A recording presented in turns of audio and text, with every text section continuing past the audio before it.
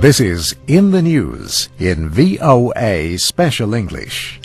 10,000 delegates from 190 countries attended the United Nations Climate Change Conference in Bali, Indonesia.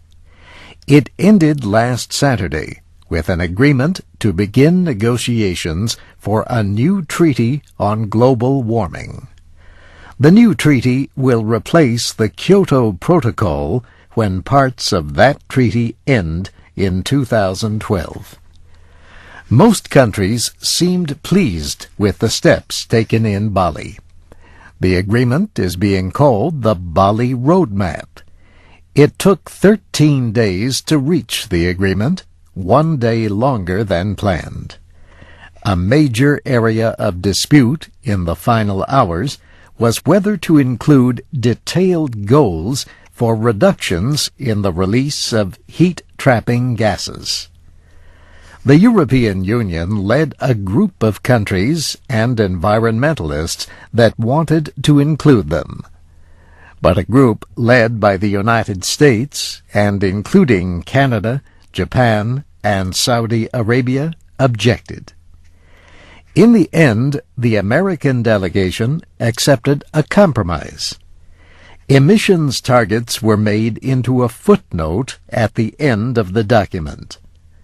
The roadmap calls for emission levels recorded in 2000 to be cut in half by 2050. But future negotiations will decide whether or not detailed goals are included in a final treaty. The next step will be 2 years of negotiations on a new treaty. Conferences are planned for Warsaw next year and Copenhagen in 2009. UN climate scientists warned this year of the risk of disaster unless emissions are reduced sharply by 2020. The scientists say there is a danger of rising seas, severe droughts, and extinctions of plants and animals. The UN scientists shared this year's Nobel Peace Prize with Al Gore, the former American vice president.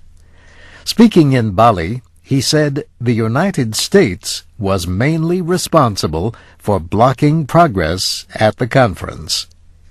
He spoke before the agreement was announced in Bali. In Washington, President Bush this week signed into law a major energy bill. Among other things, cars and light trucks will have to average 5 more kilometers per liter of fuel by 2020. The bill aims to reduce the nation's dependence on oil and to limit harm to the environment. But shortly after the signing, federal officials rejected a proposal by California to increase restrictions on vehicle emissions in that state. California was seeking permission from the Environmental Protection Agency to set pollution rules that go further than current federal law. But the head of the agency said the Bush administration is moving forward with what he called a clear national solution.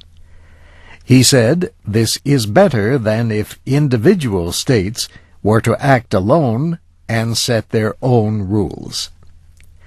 California Governor Arnold Schwarzenegger says he plans to sue the federal government.